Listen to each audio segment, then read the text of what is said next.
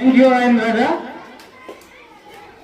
Now I would like to call Farhan Akhtar from Standard 4 for this speech. अस्सलामुअलैकुम वरहमतुल्लाह। मोहतरम director, principal, मुअज़्ज़ज़ असातिज़ा किराम, मेहमानान खुसूसी और अजीज़ तलबा, आप सभी को मैं दिल की गहराइयों से 15 अगस्त की मुबारकबाद पेश करता हूँ। सैयद ने किस होशियारी से एक रंगीन पंदा डाला है, सैयद ने किस होशियारी से एक रंगीन पंदा डाला है, हर शख्स यही कहकर खुश है आपको ऐसी दाम नहीं। मुअज़्ज़ज़ सामीन, जंग आज़ादी की साल की मेहनत और लाखों जानों की कुर्बानियों के बाद हमारा मुल्क हिंदुस्तान जालिम अंग्रेजों के चुंगल से निजात पजीर हुआ। हम हिंदुस्तानी हर वर्ष 15 अगस्त को यौम आज़ादी के तौर पर मनाते हैं। आज़ादी के बाद 26 जनवरी को हिंदुस्तान का जमहूरी निजाम बना और हिंदुस्तान की आज़ादी को खुदा की नियमत समझकर हर इंसान को इसका हक दिए जाने के कवानीन बनाए गए। अब हर हिंदुस्तान को आज़ादी की सांस लेना नसीब हो चुकी थी। अब हर हिंदुस्तान के लिए बराबर के हुकूक थे। अब काले गोरे का भेद खत्म हो चुका था।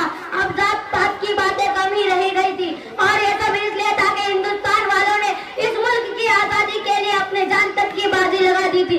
कई दहाइयों तक अपने खून पसीने की तरह बहाने के बाद, हजारों लाखों सितम सहने के बाद, लाखों अफराद की कुर्बानियों के बाद इस मुल्क के नाम ने आज़ादी के सवाल पर कदम रखा था।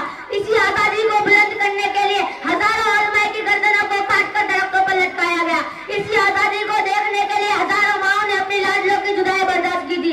इसी आज़ादी के ख्वाब को शर्मिंदा ताबीर करने के लिए बेशुमार सुहागनों ने अपने सुहाग को जलता हुआ देखा था। इसी आज़ादी के खातिर हजारों जवान अपने सर पर कफन बांध कर निकल पड़े थे।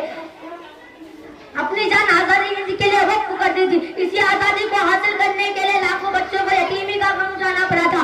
जब अंग्रेज के खिलाफ बगावत का झंडा बुलंद हुआ और अंग्रेजों ने बागियों को तरपा कर मौत की घाट उतारने की मुहिम शुरू की, तो हमारे उलमा जान हथेली पर रखकर सबसे पहले मैदान कारजार में आए और हजारों ने जामे शहादत नोश किया। इस वक्त हिंदुस्तान के तमाम मुजाहिद वाले अंग्रेजों के खिलाफ मुत्तफिक हो गए थे। हिंदू, सिख और मुसलमानों ने मिलकर अंग्रेजों के खिलाफ तन मन धन की बाजी लगा दी थी।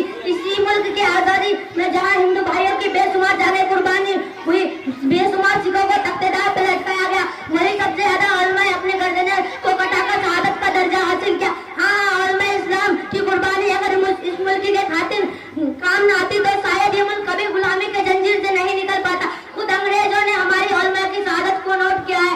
अंग्रेज तारिक नवेस मिस्टर टॉमसन की लिखी हुई दास्तान पढ़ो तो तुम्हें मालूम पड़ेगा कि हमारी उलमा की क्या कुर्बानियां हैं। मौलाना हुसैन अहमद मदी, मौलाना उबैदुल्लाह सिंधी, अशफाकुल्लाह खान वह मुजाहिदीन आजादी है। दुनिया चाहकर भी इनका नाम आजादी तारीख हिंद से नहीं मिटा सकी। इनके अलावा बेशुमार उलमा ने आजादी हिंद के लिए अपनी जानों की बाजी लगाई, तब जाकर यह मुल्क आजाद हुआ और यहाँ के बसने वाले इंसानों की चैन की सांस लेना और राहत की जिंदगी बसर करना मैसर हुआ। किसी शायर ने क्या खूब कहा है, लहू वतन